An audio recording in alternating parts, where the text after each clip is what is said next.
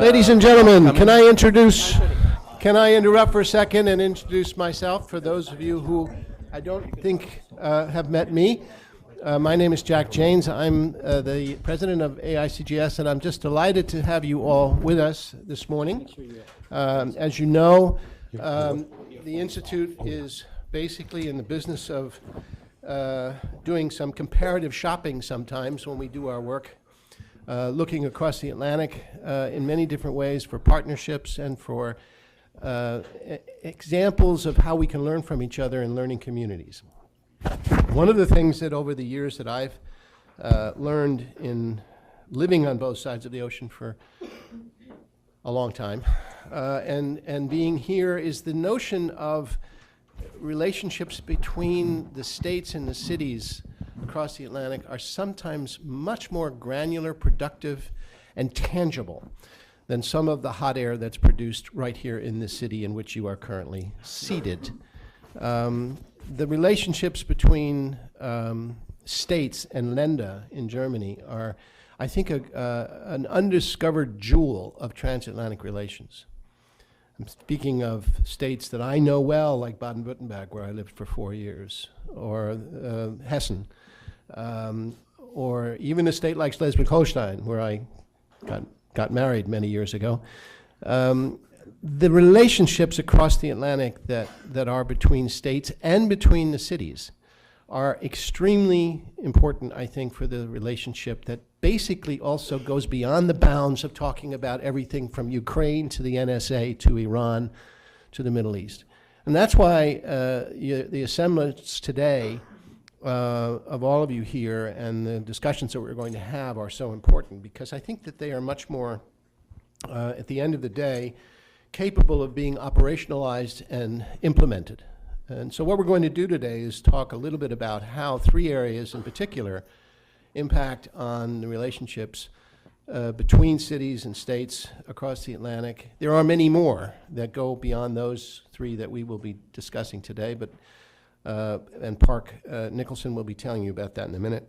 One of the things that Park pointed out to me, that one of my friends, the former Robert Hunter, the former ambassador to NATO, Ivo Daalder, recently said, I think it was in the Wall Street Journal, about the importance of global cities.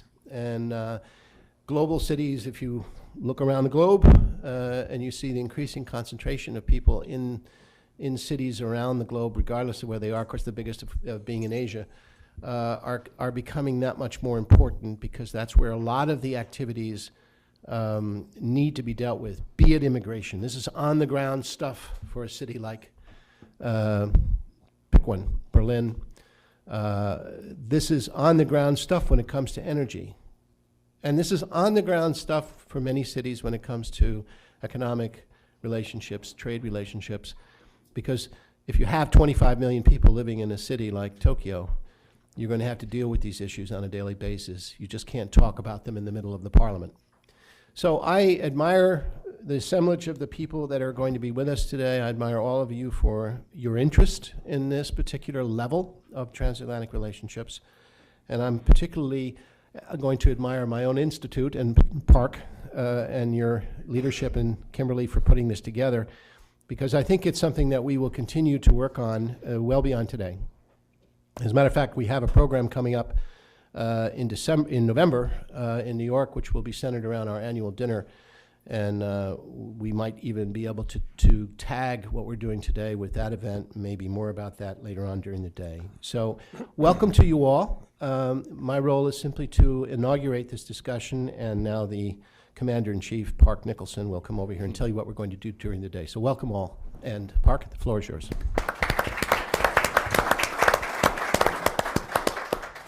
Thank you, Jack. Corner Jew here. Thank you all. I'm Park Nicholson, the Senior Research Associate at AICGS. And Jack might have mentioned that this is actually our second transatlantic dialogue. We did one last year on workforce development issues, which was very successful, bringing together several different regions throughout the US and Germany together to talk about what has actually been a very big topic. Just last Friday, the two countries signed an agreement to work towards more cooperation on workforce development issues, which is something the Northern Virginia Regional Commission is actually very engaged in as well. And so this is our second iteration of our dialogue, and we wanted to drill down on several themes that have big significance this past year in energy and immigration and trade. And just wanted to point out that we have many different regions represented from both Germany, the United States, as well as Canada. And not cities as diverse as Detroit and Berlin, but also regions from Virginia and Mississippi and Baden-Württemberg. And just wanted to briefly introduce Dale Medeiros from Northern Virginia, a longtime colleague and friend of AICGS, been very active with us on energy issues, and he's the senior environmental planner at the Northern Virginia Regional Commission, and he helped co-launch the first formal climate and energy partnership between the 40 largest U.S. and European metropolitan centers. And so this is kind of part of his ongoing work and bridging the transatlantic divide here on these issues between cities and states. So very grateful for him to be here. Thank you very much, Park. I just want to echo what Jack said. First and foremost is that AICGS has been a partner with us from the very beginning, going back many, many years, helping us shape, frame the content for this incredibly productive exchange, and also echo what Jack said about the contributions of Kimberly Haig and Park Nicholson in terms of the support of making this come true today. It's a great event, and we're looking forward to not only the discussions today, but the work that will emanate from the conversations over the long term. Thank you very, very much. The title of this panel is How Cities Are Responding to Energy Transformation. And I'd like to kickstart the conversation first by sort of addressing the why. And the whys are grounded in two very interesting, now interrelated problems. First and foremost is the threats to our cities, to our states, to our countries, to the world from the effects of climate change and the energy variable of that very complex equation. The second is the frustration, the despair that I think the global community is feeling as the build-up to the COP21 in Paris takes place. And the frustration emanates from the low expectations that any kind of meaningful agreement will come, which then begs the question, well, what can be done now on both fronts, the mitigation side, but also the adaptation side? And the answer that keeps coming up, the hope of the world in a sense, in the absence of these global conventions on climate change, is the work that's taking place in cities like Guelph, like Mark Groningen in the region of Stuttgart, like Bottrop, and like Purcellville and the Northern Virginia region. And as the conversation starts to crystallize about, yes, cities are important. In fact, they're vital to addressing climate change. How do cities work with each other? And that seems like a very simple question, but it's actually quite complex because, as many of us have experienced the hard way, international collaboration between cities or among cities is very, very typically stereotyped. I would argue justifiably for being event-based and often not outcome-oriented, and in worst-case scenarios, wasteful. Think of the times that we've seen in the Washington Post or the New York Times or papers like the Süddeutsche Zeitung about the junkets of local officials traveling abroad at the taxpayers' nickel to do tours that don't yield results in the localities of those elected officials. And the conversation that we've been part of now for the past 4 or 5 years, 6, 7, 8, 9, 10, when you include the work that we've started with AICGS, is changing that. It's looking at collaboration that's very strategic, it's very outcome-oriented, and the stories that you're going to hear, I think, are astounding too, because especially in the case of Guelph, there's been a series of firewalls that have been instituted in which the ideas that have come over particularly one of our favorite topics with which we've been working, district energy, how you set up a local utility, how you distribute as efficiently and economically as possible heat, hot water as part of a district energy system, how these ideas that came over from Germany have actually been institutionalized. And that's fascinating, and that's been a very, very powerful lesson for us in Northern Virginia as well.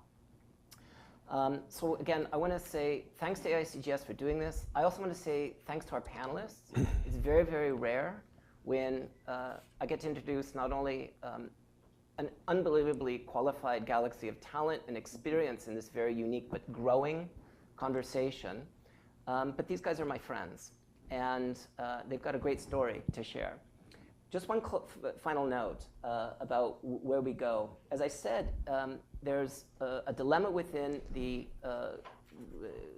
climate, but the global city conversation about how cities can collaborate and go beyond event-based conversations towards very strategic planning approaches of collaboration that yield in district energy systems, solar PV systems, transportation systems coming over from Europe and making their way into Guelph, or vice versa. Where I think there's a unique opportunity, too, for us to collaborate, and we see this in the papers that AICGS has been producing, is the content describing the innovations, but at the end of these papers, what you'll see is something very unique and needs to be expanded and strengthened, because in my estimation, it really represents the core of the future of this collaboration between cities, but also between national level governments. And it's that prospective evaluation about what fits in the transfer process, the policy of the technical innovation in a Guelph, in a Purcellville, in a Fairfax, or in a Bottrop, or in a Mark Groningen, and what doesn't. The cultural filters, the legal filters, the regulatory filters that have to be respected, but not taking no for an answer, looking at for those portals of opportunity in which the ideas can be applied. And I think that that makes this union, this conversation, so great, and why it's so wonderful to be here and to kickstart the conversation. Ladies first, we'll go from left to right. We'll start with Mayor Farbridge from Guelph, followed by Mayor Tischler, OB from Bottrop, my good friend Rainer Gessler from the Verbandregion Stuttgart, and also representing the city of Mark Groningen, and my very, very dear friend and colleague, Claude Lazaro, who now runs our regional energy and climate programs, but served for 8 years as the mayor of Purcellville, and was recognized 4 years ago, and this is important, as a model of sustainability by the Siemens and the US Chamber of Commerce. So you cannot imagine a better group of people to kickstart the conversation than that which we've got here. Thanks. Karen. Thank you. Well, thank you very much for inviting a Canadian into your conversations. Well, I've had the great fortune of participating in the Transatlantic Urban Climate Dialogue, and I was able to participate in a couple of the conversations, and as you've heard, they've been enormously valuable, and they've led to great relationships and friendships over the years. There's three themes or ideas that I just wanted to introduce into the conversation this morning, and one is around the value of urban connectors and the power that comes from creating a platform for cities to share with one another across national boundaries, and so in this case around sustainable energy policies. The second is to talk about the energy transition. I mean, that's a big theme in Germany, but it's happening in North America, actually being forced as opposed to being embraced as as it is in Germany. And then finally, around energy markets, the opportunities to grow subnational markets for energy services and technologies through local energy planning and decision making, but in particular when you start to engage with other communities from other places. So there's so many transformational factors that are impacting us at a local level, and I think one of them, when Dale mentioned the lack of hope for some of the conversations that come up, I think that comes from that we're in a post-industrial age. We're left with structures that are very hierarchical and very siloed, and yet the world is becoming more accessible and open and interconnected. And I think perhaps it's easier, not easy, but easier at a local level to try to start to bust some of those silos open and to engage and to start to really connect. That's one factor that I think makes connecting at an urban level, at a city level, really important. Cities are emerging as a really important force in the 21st century. We're becoming an urban planet. By 2050, more than 2/3 of people will be living in urban settlements. So getting cities right for people is becoming an increasingly important topic in conversation. And with modern transportation and the internet, geographic barriers are dropping for people's mobility. And so cities are finding that they have to compete for talent and investment to ensure that they remain prosperous. And so despite all the globalization, place matters more than ever. So, and building a good quality of life. And so when cities compete with each other, they raise the bar for everybody, because we compete by investing in infrastructure, learning better ways to invest in infrastructure, and learning how to improve quality of life. And what we've learned how to do is to steal from each other really, really well and understand how we do that. So it's an interesting competitive field where we all benefit from that. Borrow from each other, not steal. Yes. Excuse me, it's knowledge transfer. So I think it's really important for cities to find their place in the world. And the smart ones know that by sharing, openly sharing, rather than trying to hoard information and control information is the right way to go.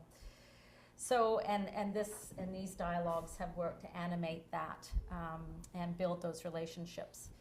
On the energy transition front, where I come from, there's a perfect storm of new technologies and aging infrastructure, climate change, and then the limitations of a centralized and fragmented energy system.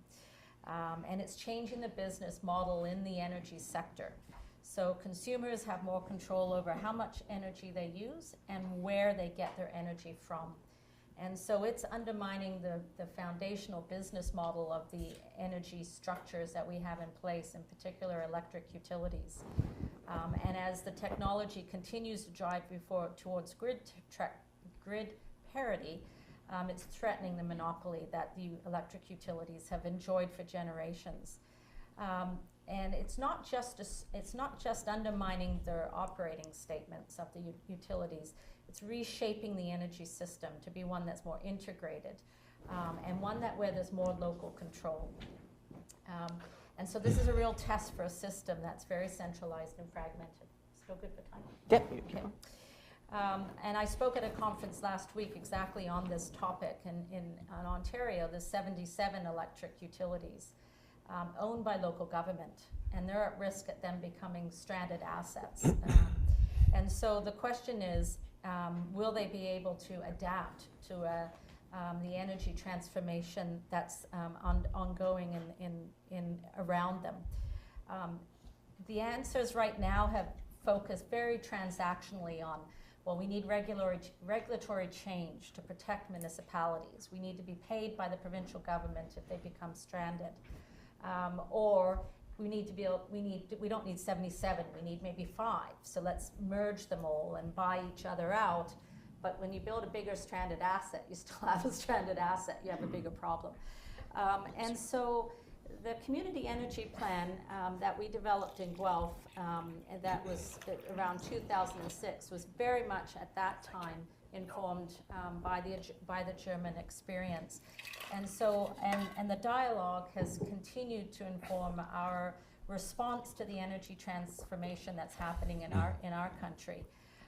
And so we definitely see that the future of energy in our community is very local, that the electric utility of the future in Guelph will offer a wide range of energy services tailored to meet customers' needs.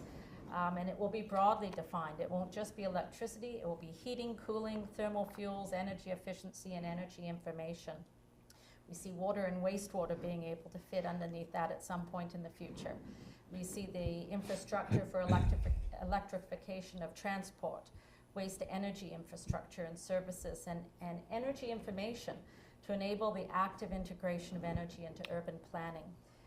So instead of a single service provider, single commodity, a multi-service provider.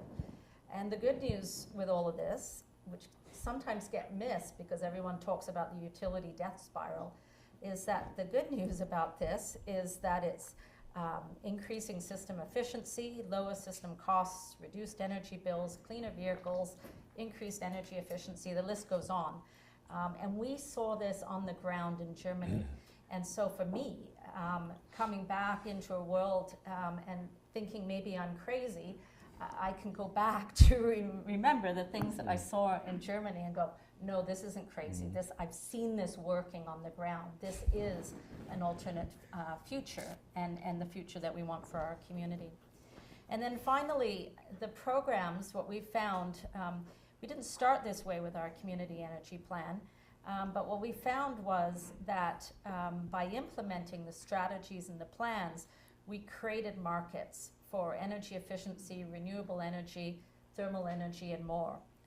And we saw how we could use this strategy to attract investment and business into our community. So as mayors, we're always interested in building economic development and growing jobs in our communities. We were successful in attracting a solar panel manufacturer to Guelph because of our community energy initiative. And through our relationship building with Europe, have been able to attract district energy service providers and businesses into Guelph as well as we start to build our district energy system.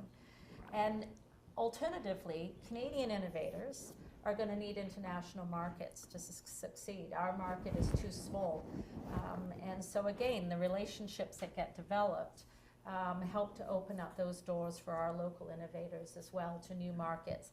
And city-to-city exchange around opening up those markets, I think, has enormous potential. So I'll end there. Sorry. Great. Well, thank you very much. I forgot a point of housekeeping, which is we're going to have some short summaries of the work that each locality has done, and then open up the last half hour, 45 minutes, to question and answer. Bernd Tischler, los geht's. Okay.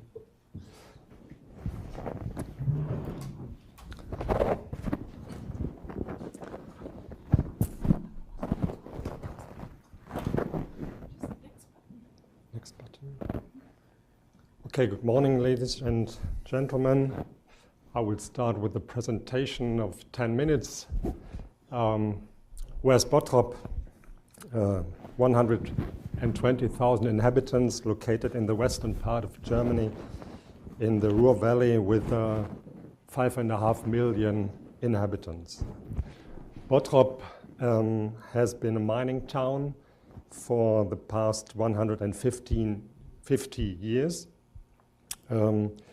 Actually, the coal pit in Bottrop that you can see on this slide will be the last one to be closed in Germany in 2018. Due to the end of the mining industry, Bottrop finds itself in the middle of the far-reaching structural change.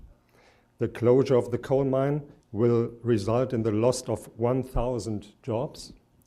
And that's why our project Innovation City is not only a green urban development project, it also gives the city a vision for its future after the mining industry. Innovation City is also an economic project. We aim to attract new business in order to create new jobs. As everywhere, the consequences of climate change can already be seen in Europe. These photos are taken in Bottrop. And in 2010, Bottrop won a public tender organized by the German industry to become Innovation City. The target set is to reduce 50% of CO2 emissions by 2020. How do you achieve such a reduction in a city that is already built? We believe that we need to improve the energy efficiency of the existing building stock because nearly 40% of CO2 emissions are produced by buildings in Germany, and second, because most people in Germany, of course, live in already built houses. However, Innovation City is not only about the reduction of emissions, its target is twofolded.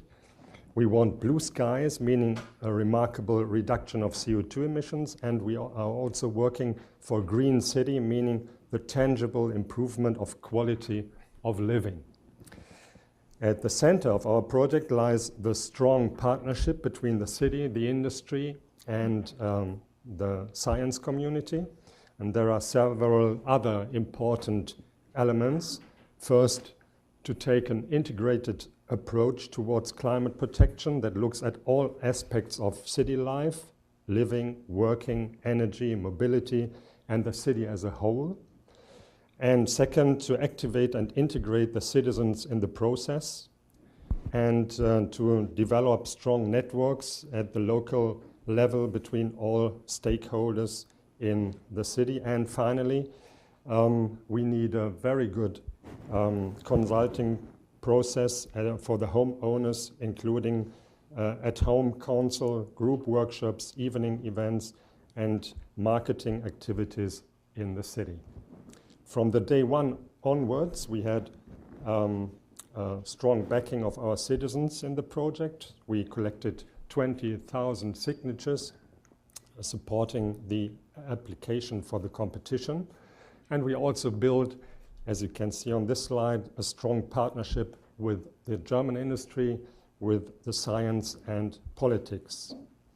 We are participating in many different national and international networks to exchange experience with other cities around the world and to learn from other cities.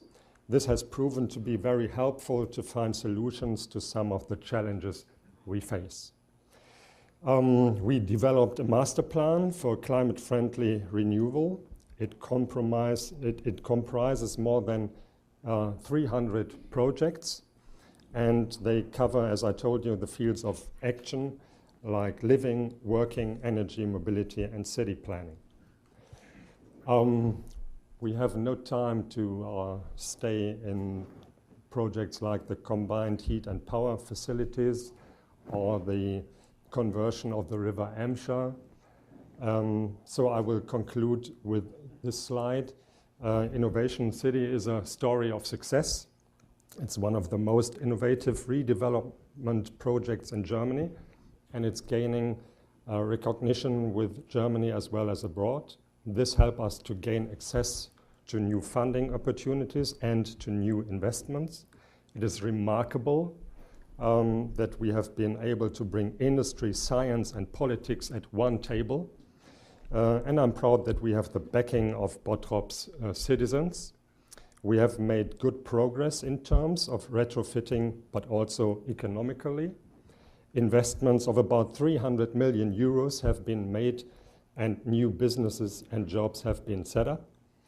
And as I told you, Innovation City is also a vision for Bottrop and the city beyond the end of the mining industry in 2018. People have something to relate to, and they are proud of, and it helps us to activate our citizens and to uphold a positive spirit in the city. We created a kind of blueprint which we can transfer to other cities. Innovation City is an open process. If you are interested in joining, feel free to contact me. And I conclude with the old miner salutation of my hometown, Glück auf, and thank you very much.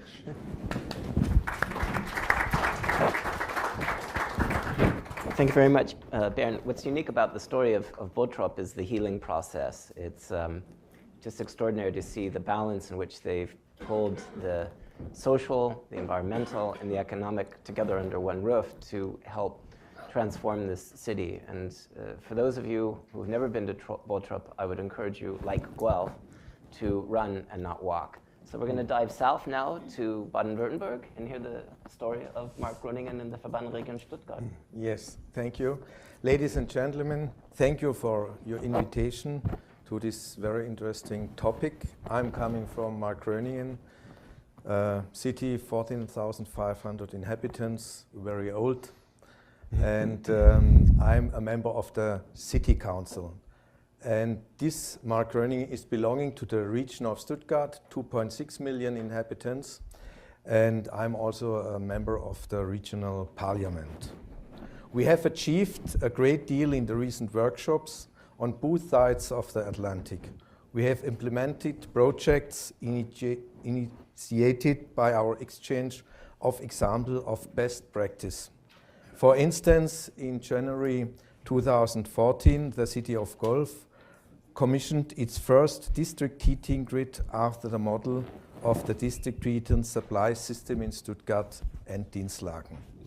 Arlington's county board was inspired by the community energy plan in Gulf and adopted the community energy plan as a new element of the county's comprehensive plan in mid-June 2013. The region Stuttgart has likewise benefited from this exchange of knowledge and experience.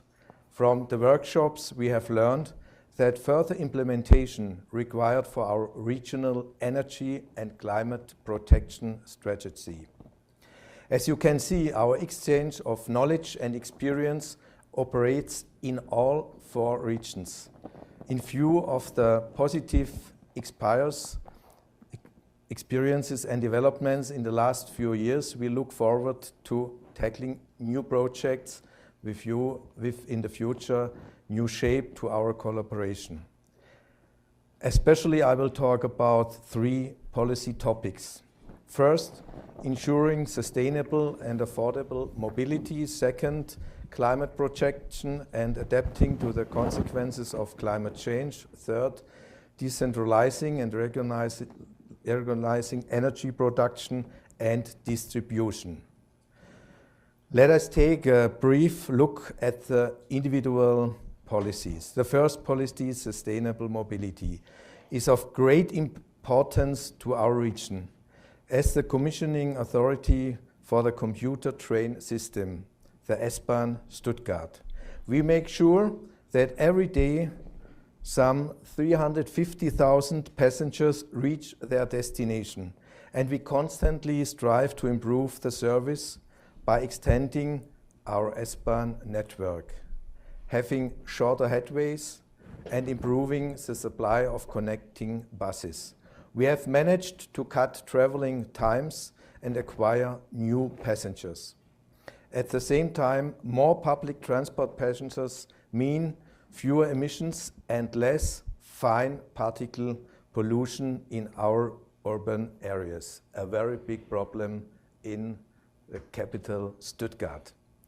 In addition to our responsibility for the S-Bahn last year, we have also been assigned new responsibilities in the transport sector. Being responsible for intermodal regional transport management, we aim to interlink the various modes of transport optimally and develop user-friendly services. A specific example of this use is park and ride parking places at our 83 S-Bahn stations, for which we are drawing up a concept relating to supply, capacity and charges for the entire region. What are we actually doing in the project work?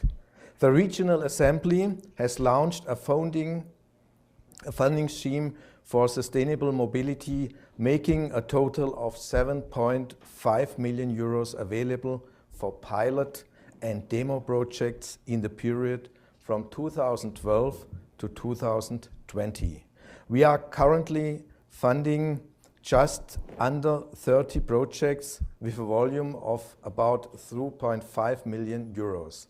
Small and medium-sized enterprises are involved in our benefiting from some of these projects. That leads the aspect of cooperation in the Energiewende. The growing awareness of these issues among people is also putting them in the political spotlight. The Verband support municipalities like Markgröningen in the region to further raise and improve sustainable solutions. For me, the second and third policy, climate change and the decentralizing and regionalizing of energy production and distribution belong together. That has been borne out by the recent workshop, in which we addressed both issues in detail in terms of climate change with view to important fields of action, climate protection and strategies for adapting to climate change. Our regional plan plays an important part in climate protection. One's adaptation to climate change, for instance, reducing demand for transport by concentration, residential development along railway lines, and facilitating the switch from car to train. Further, we have dedicated areas for use of wind power, even in our densely populated region. This is now in this time a big challenge for the administration and also for the regional parliament.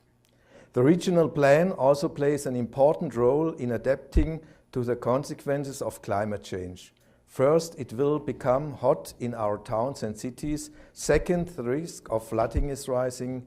That means we have new challenges to face. We wish to share this experience with our partners to develop and pass on the methods for it and knowledge of it. In this way, we came closer to our common objective of being perceived as sustainable and innovative problem solvers in the regions. The restructuring of our energy production and distribution are major challenges for us. New technologies have to be tested and installed. At the same time, we have to satisfy society's demand for affordable energy prices and a reliable supply of energy. More than anything, this calls for new and innovative forms of involving the population. We systematically inform the general public, for instance, when working out suitable for wind energy in our regional plan. After the well-known Stuttgart 21 project, we are especially aware of this issue. As I near the end of my remarks, allow me to take a look back to 1999. That was the year the two regions of Northern Virginia and Stuttgart got together to jointly work on innovative solutions for three of the challenges in conurbations: climate change, globalization, and urbanization. I'm delighted that we succeed and that our good, constantly developing relationship has come to enjoy widespread recognition and even broad support in political parties in the US and in Europe alike. Our cooperation provides us with a unique selling proposition in Germany, and we are a model of practical living transatlantic collaboration. Let me sum up with a quotation of Henry Ford, who said, "Coming together is a beginning. Keeping together is progress. Working together is success."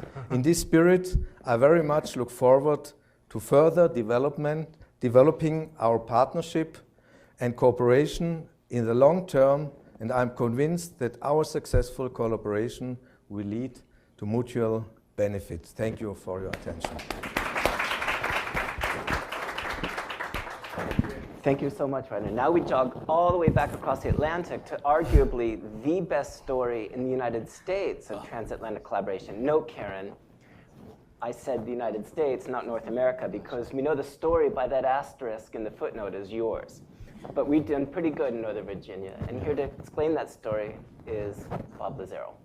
Thank you, Dale. Good morning, everybody, and thank you to Park and Kimberly for the invitation to join with you today. And you know, what does the mayor of a town of 8,000 folks have in common with cities like Stuttgart and Guelph and Bottrop? that have hundreds of thousands, if not millions of residents? And the answer is quite a lot. We have residents who want to live in sustainable, environmentally friendly communities. They want good jobs and good schools, and they want local governments who are responsive to those concerns. Virginia is not known in the United States as a very progressive community in many respects. However, it is the local governments, to what Mr. Jain said, that are going to make a change. We've created a sustainability network at NVRC, Northern Virginia Regional Commission, and we had a speaker, Kevin Moss from British Telecom, come to talk to us, who had just come back from Lima down at the COP in Peru. And he said, you know, for all the bluster that you hear from countries and everyone getting together and saying, yay, we solved the problem, it's really going to be you folks, the local governments, who are going to have to implement these things, because the debate in America, Republican, Democrat, is not resolving them. It's going to be you who are going to make the changes, the policy implementation to make real change.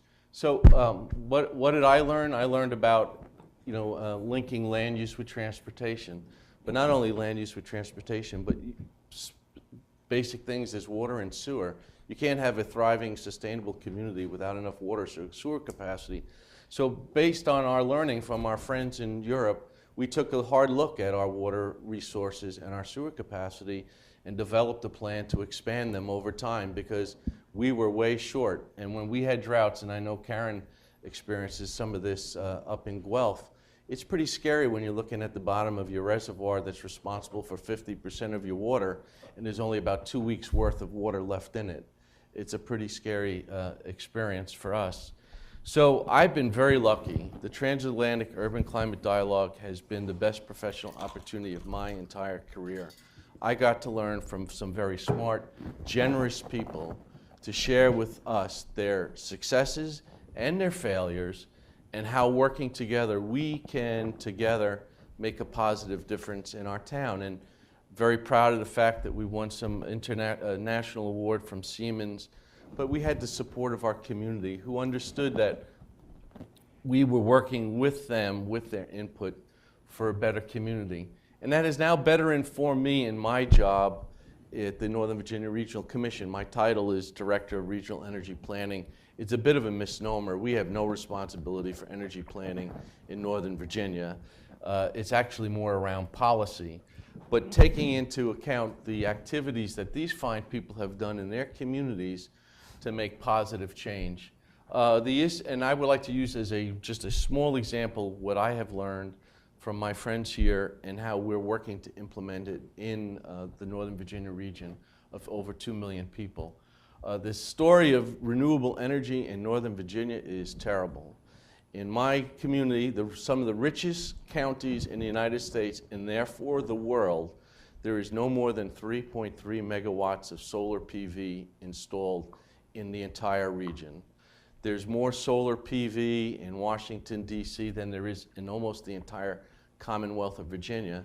And in fact, there's more solar PV in his town of 14,500 people than there is in all of Northern Virginia. And that's a pretty sad story to tell. If we could just roll down, and you know, I was advised, hey, please keep the PowerPoint to a minimum, so I made one big infographic, but it looks terrible on the screen. So what did we learn? If you could scroll down a little bit more, please.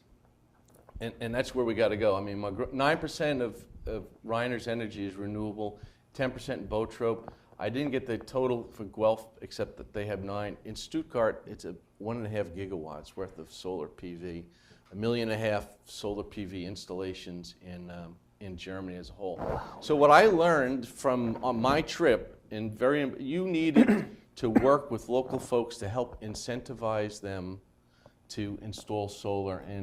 And Bern does a really great job in Botrope and Reiner in Stuttgart region in working to incentivize folks to participate in solar PV in their homes. And they have an incredibly generous feed-in tariff in Germany, which we do not have here in Virginia, hopefully someday. But there is opportunities. And people in Virginia really get this idea. I mean, George Mason University just did a study with Yale on climate change. A good portion of folks actually think that the utility companies in Northern Virginia, should have a mandatory renewable portfolio standard. Even North Carolina, no left-leaning Agenda 21 loving state, has a mandatory renewable portfolio standard of 6% this year, with 0.04% of it being required in solar. So it helps inform us as we look at Canada and Germany, how can we work in a quiet way, because you don't want to tell them that I have an idea and it's from Macron again, because they're going to say, what? How can we take those good ideas and bring them to the General Assembly and talk to our colleagues at Dominion Power about making a positive difference? If we go down a little bit more. The policy, just a little bit further down, please. Nope, up, I meant up, I'm sorry. The policy framework in Virginia is changing, and some of it has been informed by the work that we've seen in Guelph and in Germany. There was legislation passed. Some people thought it was a great idea. Others thought it was terrible, that froze Dominion's rates. But one of the things that the General Assembly required them to do is they are required to install 400 megawatts of solar by 2020, which is quite a lot, considering that they have maybe 1 megawatt of solar installed in their entire service area at this point. There was legislation that has been passed that allows for property assessed clean energy products and energy projects to be paid through your local property tax. So for the first time, you would be able, for your business or multifamily residents, to make an energy efficiency improvement or a renewable energy improvement and pay for it through an assessment on your property tax. And what's nice in the United States, as opposed to in Canada, you're able to write off dollar for dollar your property taxes off your state and federal income tax. So that's a real great benefit for business owners who get a federal tax credit, who get depreciation, and would be able to do the write-off through their property taxes as well. So as the debate in the United States over the federal tax credit for solar is ongoing, there is some hope on the other end with property assessed clean energy to make up that gap if it's not improved. The state legislature just approved a Virginia Solar Energy Development Authority. And working at NVRC, we're working with our local members, our local governments, to link energy efficiency with renewables. We're working with solar installers and saying, look, you work with us, we'll help you acquire customers. So we're doing it the capitalist way. We'll work with you to acquire customers if you will help reduce the price of your product. So as solar panel costs and equipment have dropped 60 to 70% over the last several years, we're working with them in sort of a Groupon type of way and saying, you give me a deal and we'll work with you to get their customers. And I'm pleased the contracts to date represent a 6% increase in solar installed over a 2013 baseline. So we're making progress. And even if you don't want solar, the home energy checkup will save you about 6 or 7% of your energy use over the course of the year.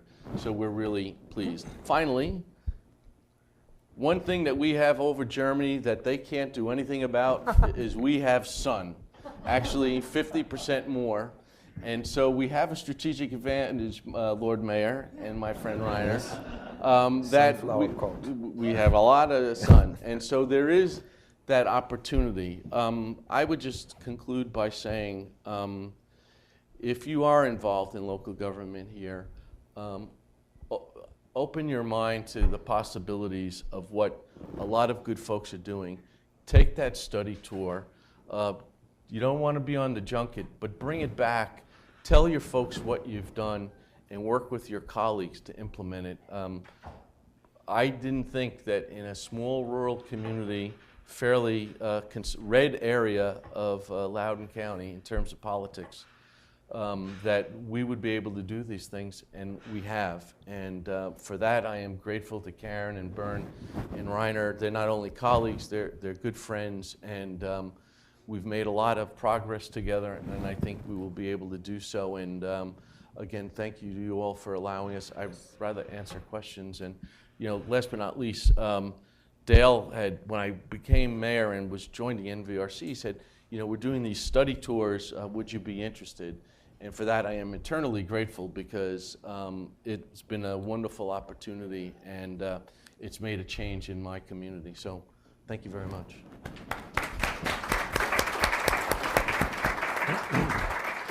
So I understand a microphone's being circulated among the participants. Any questions? But while the questions stir in the minds of all of us, I just wanted to exercise the prerogative of the moderator. I wanted to ask, how many people, raise your hands, have been to Guelph? Okay, one. How many have been, okay, you guys don't count. How many have been to Boltrop? Well, look at that. Okay. How many have been to Margroningen? Wow. Wow. Okay. Uh-oh. How many have been to Purcellville?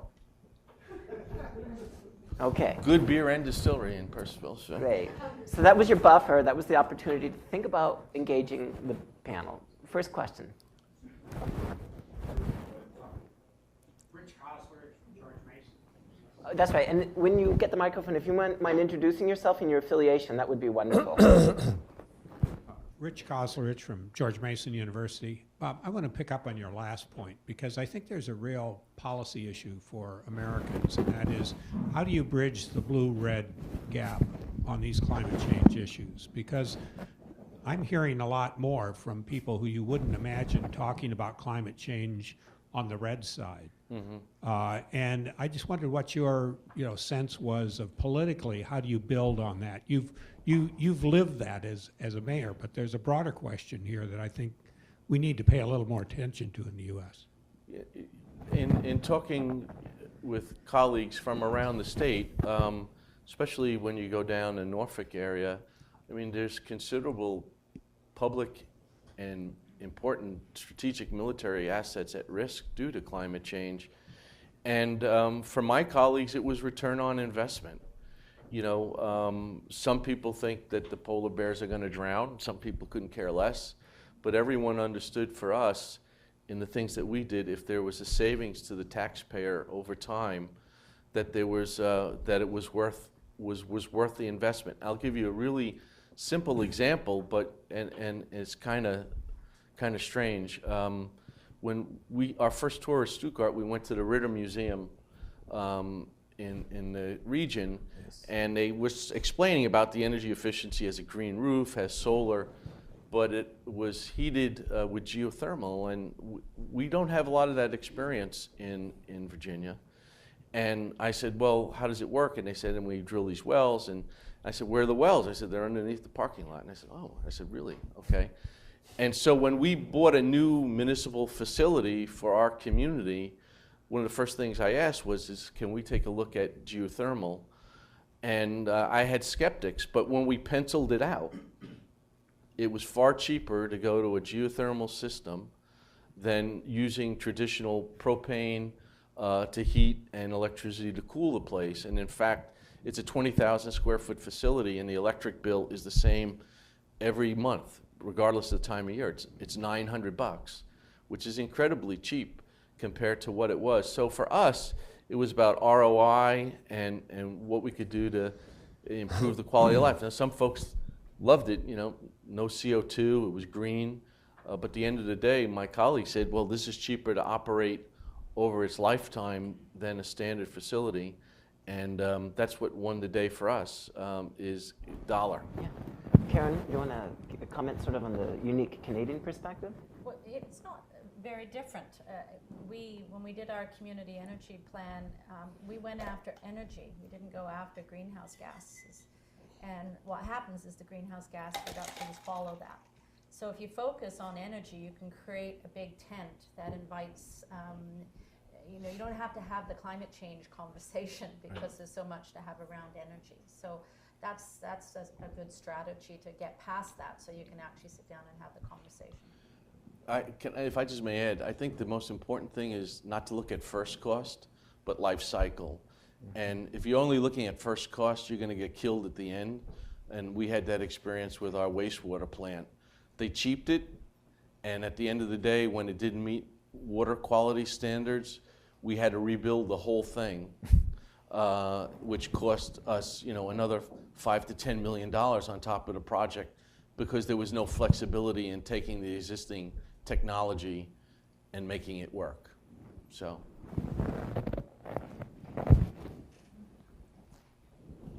Ann Go, U.S. Department of Commerce. I just want to follow up on your point about life cycle assessment versus first cost.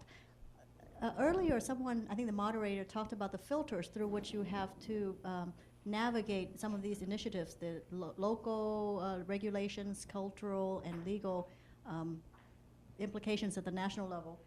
What might be some of the obstacles to using life cycle costing for a municipality or city versus first cost? Thank you. Well, for us, it was just coming up with the technical specifications of what we needed, and then comparing it to a traditional method of HVAC for this system, and so once we did the math, then we knew what to bid out to procure.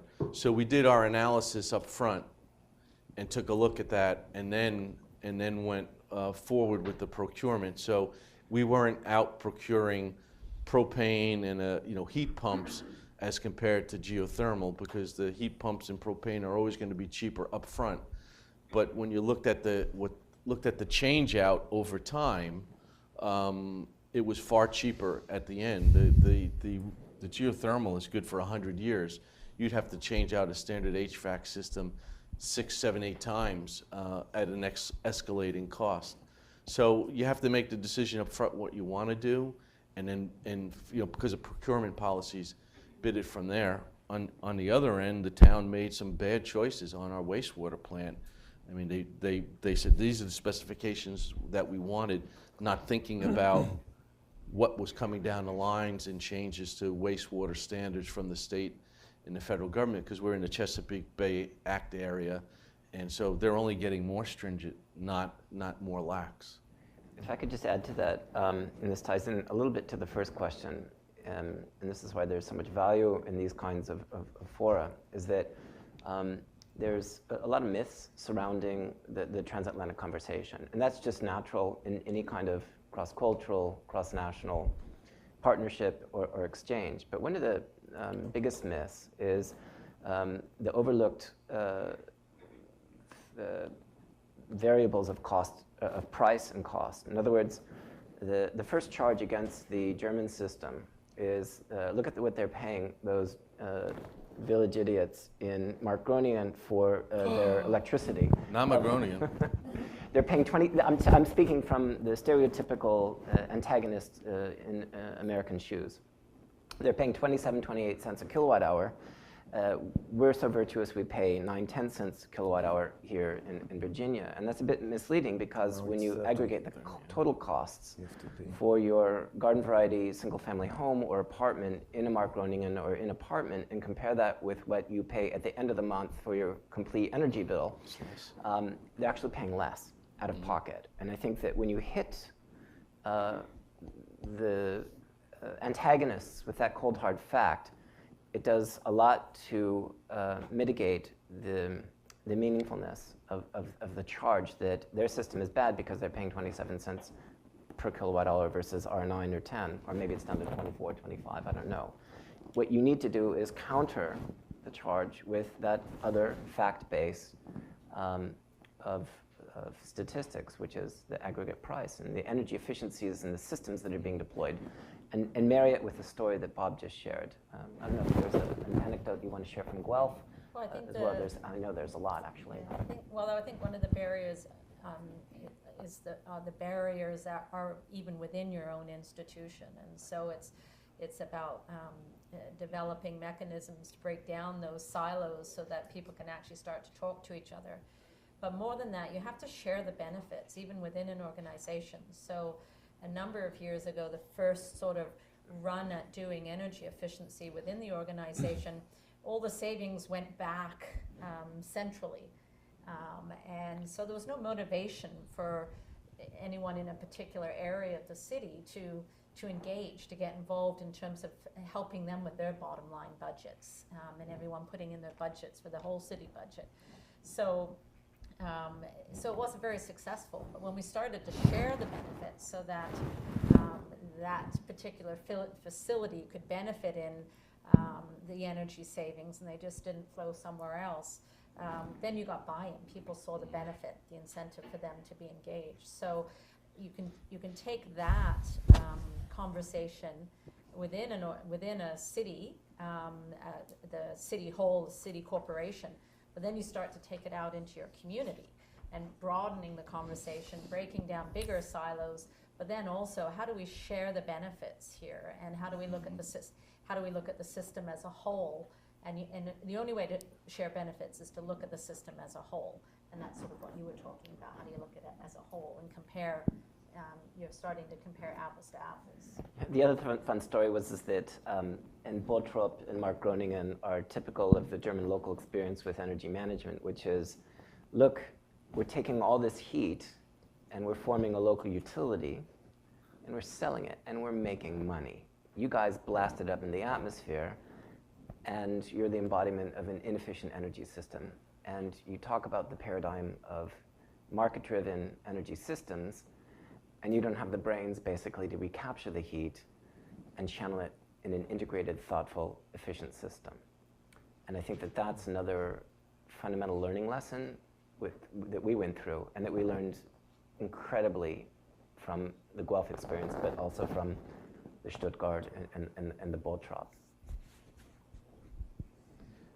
Your hand up was up first, sorry.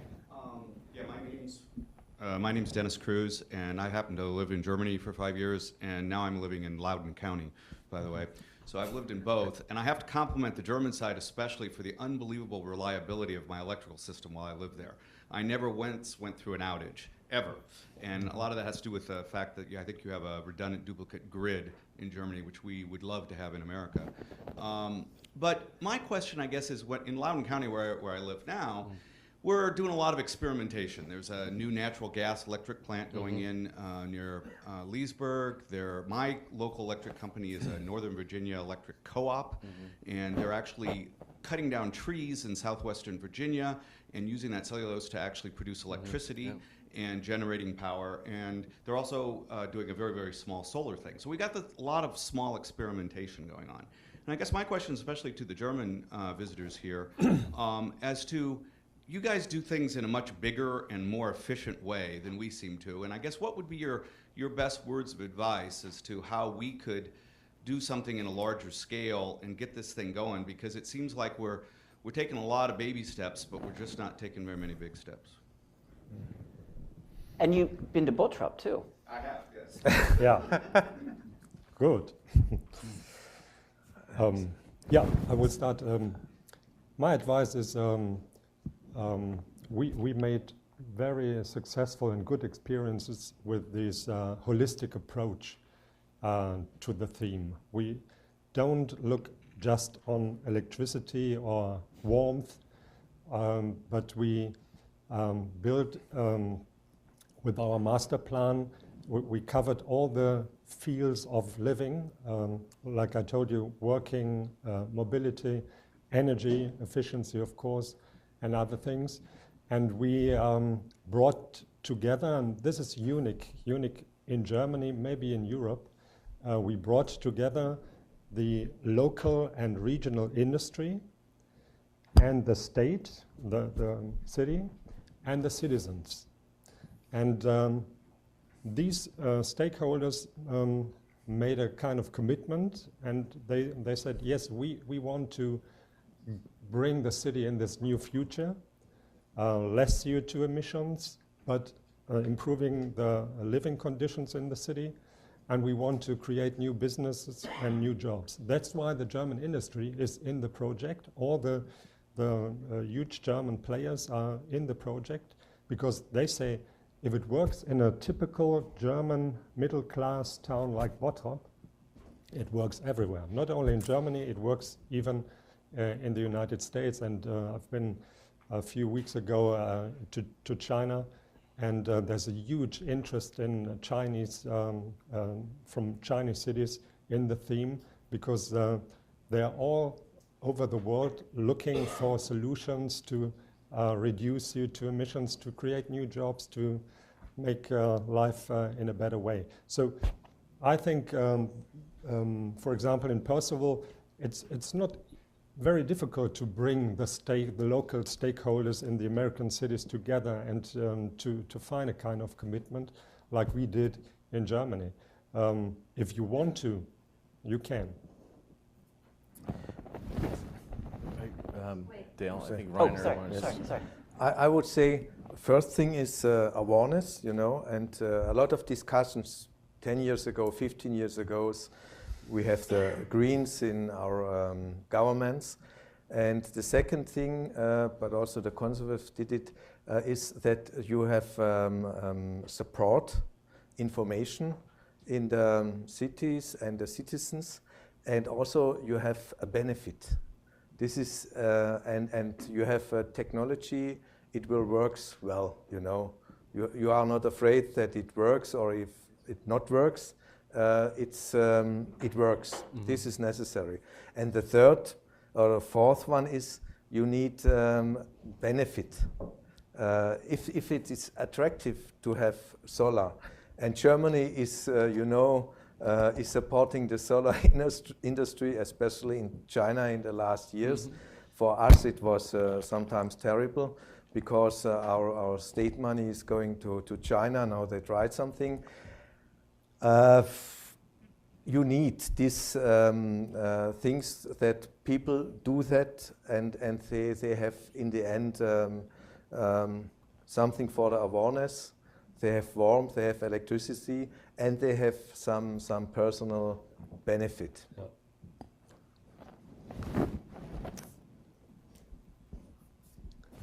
I'm Basil Scarless. I've lived and worked in Central Europe for a long time.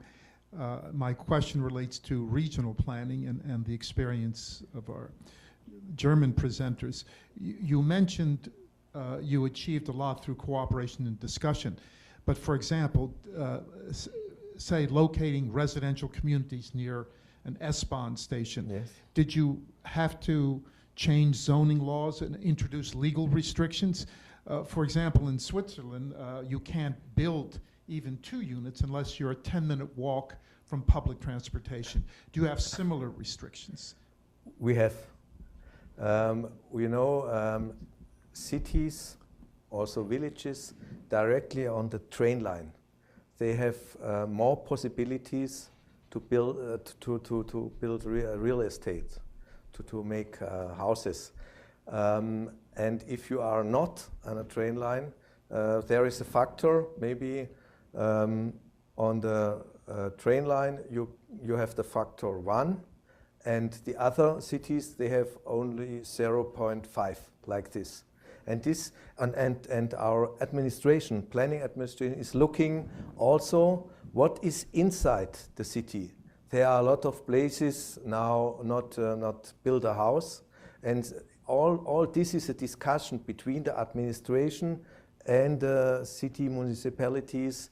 And in the end, we want to support the cities on the lines and help maybe the cities not on the lines, that they use the possibilities in the city, not to use new land outside the city. And this is a strong restriction, and a lot of discussions always from the cities, they are not on the line. Yeah. Yeah, I want to add that we, in our discussion of the German Energiewende, we know that we have to deal with the existing building stocks. We have to improve the energy efficiency of the existing buildings, because the German cities are already built now, and it's maybe quite the same in the US. And so we are sure that the German Energiewende can only be successful if we find solutions for the energy efficiency improvement of the existing buildings in Europe. Karen, do you want to give a Canadian perspective? Go ahead. Ladies first. Right now, in so our country's got different provinces, and so it's very different. So in British Columbia, there are zoning restrictions that are starting to, that if you're in a certain area, district energy, it will be your source of heating and cooling. In Ontario, it's been a voluntary approach. So right now in our city, in the two areas where we're particularly focusing on district energy right now, it's voluntary. But the business case is so strong that you can make the case for people to hook in. So we haven't found that we've needed to go in that route in terms of saying, well, you have to hook in. It's a zoning bylaw in this area. In terms of city growth, in Ontario we have provincial legislation that, which would be equivalent of state legislation, which is restricting, increasing the density of development, putting urban growth boundaries on. So our city has an urban growth boundary. So that is forcing us to build in a more compact way, focusing in on our downtown and urban nodes. So sort of reinforcing that. And the nice part of that is that the planning, that kind of planning policy also supports community energy and the types of things that we're talking about, because you need that energy load to make some of these, and density to make some of these projects work.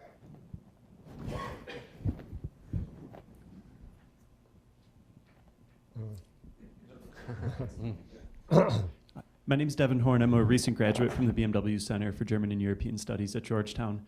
I had a question about how you built the political will and political support to kind of overcome some challenges and opposition. I imagine in the case of Bottrop, there's so much churning in the job market. You know, even if there's long-term growth, I imagine, you know, people are losing jobs in the near term, and there would be some political opposition. Or in Guelph with the stranded assets you discussed earlier. I'm just curious about what some of the messaging was like that you used, and yeah, how you overcame that. Thank you. Well, I think in Guelph, the success of it was building it out of the community first. So it's a little bit of my story in it, in that I was elected for mayor in 2000 and had just built support for doing a community energy plan with our local electric utility, who had made the decision that they wanted to be more than just an electricity provider, an energy services company. Had been able to participate on a trip to the Netherlands to learn about their community energy practices there, and brought that back. And I lost that election. And so the whole thing went away. But so it took me about a year to realize that the relationships that I had built and the commitment that I'd built was still there. I just needed to engage it. And so I engaged all of went back to my colleagues in various areas, and particularly like the electric utility, and said, look, this was a good idea then, still is. Why don't we start to get together and have that conversation? And so it was outside of the municipal context, and I actually think that in retrospect made it stronger, because we brought together what we called a community consortium. And so we brought together all the stakeholders we would have within the context of the municipal government, but I did it from a different place. And so we actually developed a community energy plan. We stitched together the money from various places, was able to hire a consultant. We actually had the community energy plan done before the next municipal election. And I decided to run again, and I was successful again in becoming mayor again. But I think the strength is it was moving to council regardless of whether I was successful or whether I ran again. It was coming out of the community. And so I honestly do believe if I hadn't been successful, or if I hadn't run in that election, it would have been approved. Now, obviously, I've been a huge champion, and whether a subsequent mayor would have been as big a champion and got that off the ground, I don't know. But the policy would have been there, and it would have built. So as an example, my answer to the question is you really have to engage the community and go out. We've heard as engaging the industrial community, and that's where you can find the base of support to build the comfort level of politicians to get engaged. Barrett, you have a new perspective on this. Yeah, our situation is what I call this structural change in the city and in the region. And as the mayor, you have to lead the town into a new future. And I thought, what are people used to? What can they do in the city? Very good. They can deal with energy. In former times, the coal energy. And now we found in the themes of energy efficiency and the new energies. And yeah, that's what the idea. And I was very successful with these themes because last year I've been re-elected with 66%, and it's quite good. Well, I voted for you, Bern. Yes. Yeah, thank you. You're welcome. We make advertisement. Want to comment? No? Bob? Well, from our perspective, it's all how you sell it. And in a small community, it was around just quality of life improvement, cost savings, where we're able to demonstrate it. As we look at it from a region now, I think that we have the renewable end, we have the efficiency end. How do we pair that up with jobs? And that's the struggle, looking for the grants, for the opportunities to bring some folks on who may not want to go on to higher ed after high school and help them train. And I think that's where Bern has been very successful, is as the coal mines have closing, how do you take those folks working with NGOs and other to match them up and give them the training to have a meaningful job after getting off the coal company's payroll. So I think we have time for one more question. Yeah. One more question. You had, okay, in the back. Hi, my name is Catherine Bato. I'm from the Reischauer Center at SAIS. And we're really interested in how European cities are collaborating with cities in Asia. And two of you mentioned some collaboration with China, and I was wondering if you could elaborate on that. Yes, I've been several times in China because the German government has asked me to talk about the Bottrop experience with Chinese colleagues as well. And you might know that the cities are very huge, and they have very huge problems in energy themes. And that's why many Chinese cities now are visiting our region to learn from our experiences. And I think it's, for me, really interesting to see how it works in China. And it's, of course, totally different to the other side of the Atlantic Ocean. Rainer? Good. Before I bring things to a close, I need to acknowledge the contributions of our Executive Director, Mark Gibb. He just came in because I think the story that you heard is exceptional, certainly speaking on behalf of a group of American elected officials and environmental and energy staff. And Mark had the vision 17, 18 years ago, not only to tolerate this notion that a regional entity like the NVRC could be engaged internationally, but could ensconce it full-time into the affairs and the work of the agency. And without his support, without his vision and leadership, none of this would have been possible, as indebted as we are to so many other actors. And I was just wondering if, Mark, you could just stand up and wave, because this also never would have been possible without your vision. It's been the best experience of my professional career. Yeah, thank you. So.